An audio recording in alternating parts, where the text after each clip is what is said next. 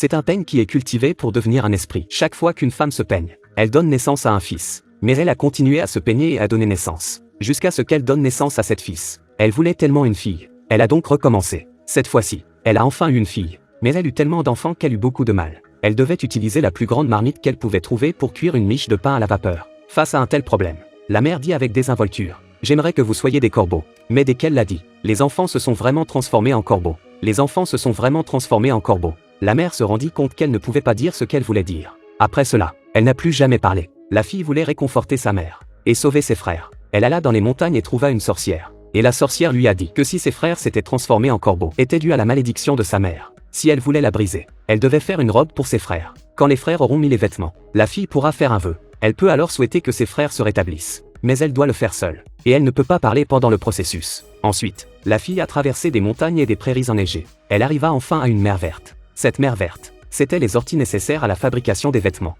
Mais il se faisait tard. La jeune fille trouva une grotte où elle pouvait passer la nuit. Mais dans la grotte, elle trouva un énorme nid d'oiseaux. La jeune fille était très curieuse. Elle n'a pas vu d'autres animaux autour d'elle. Alors, poussée par sa curiosité, elle commença à s'approcher du nid. La femme trouva un énorme nid d'oiseaux dans la grotte. Et quand elle leva les yeux, il y avait 7 hommes allongés à l'intérieur. L'un des hommes se réveilla. Ses yeux commencèrent à changer. Son corps se couvrit de nombreuses plumes et se transforma finalement en corbeau. C'étaient donc les 7 frères de la jeune fille. Ils ne prennent forme humaine que lorsqu'ils dorment. Lorsqu'ils se réveillent, ils se transforment immédiatement en corbeaux, afin de résoudre la malédiction qui pèse sur eux le plus rapidement possible. La jeune fille a commencé à arracher des orties tôt dans la journée. Même si les orties la piquaient partout, elle supportait la douleur. Lorsqu'elle revint le soir, la jeune fille fut surprise de constater que ses frères lui avaient préparé un petit nid. La petite fille était folle de joie. C'était la première fois qu'elle se sentait au chaud. Elle grimpa lentement dans le nid. Chaque jour passait. La petite fille était très heureuse. Un jour, elle mangeait du maïs dans le champ. 2 princes chassaient. Ils ont remarqué quelque chose dans le champ de maïs. Ils étaient prêts à tirer. Au moment de la crise, Frère Corbeau apparut.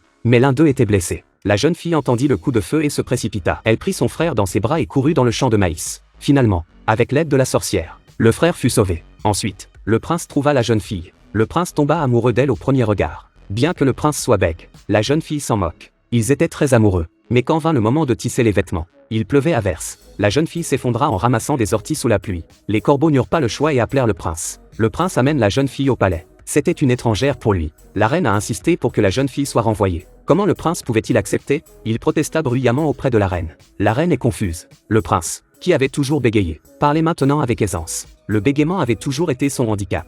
Et maintenant qu'il était guéri, cela signifiait qu'il avait le droit de concourir pour le trône. Le prince fit ensuite entrer la jeune fille dans le palais. La jeune fille était très heureuse. Elle épousa immédiatement le prince et eut bientôt un bébé. Mais il ne restait plus beaucoup de temps pour sauver son frère. Et elle est sur le point d'accoucher elle-même. De son côté, la reine discute encore avec le deuxième prince de la façon de les traiter. Cette femme a porté son bébé jusqu'au mur de la ville. Puis elle a regardé la hauteur. Puis elle a jeté le bébé en bas. L'enfant était sur le point de s'écraser au sol. 7 corbeaux sont apparus juste à temps. Ils ont sauvé l'enfant. Mais quand la reine est revenue au palais, il a accusé la fille d'avoir fait tout ça. Et il l'a mise en prison. La fille s'est sentie très lésée. La seule chose qu'elle pouvait faire maintenant était de faire une bonne robe. Pour lever la malédiction qui pèse sur ses frères. Pour laver son nom. En route vers le lieu d'exécution, elle continuait à coudre les vêtements. Enfin, au moment où elle fut emmenée sur la plateforme d'exécution, la jeune fille termina enfin sa dernière robe. Les corbeaux sont apparus juste à temps. La jeune fille a fait un vœu dans le ciel. Elle souhaita que ses frères redeviennent humains. C'est ainsi que la malédiction des frères fut enfin levée. Ils redevinrent tous des humains. À ce moment-là, le grand prince arriva enfin. La jeune fille et lui se serrèrent très fort dans les bras l'un de l'autre. La jeune fille lui dit que la reine était derrière tout cela,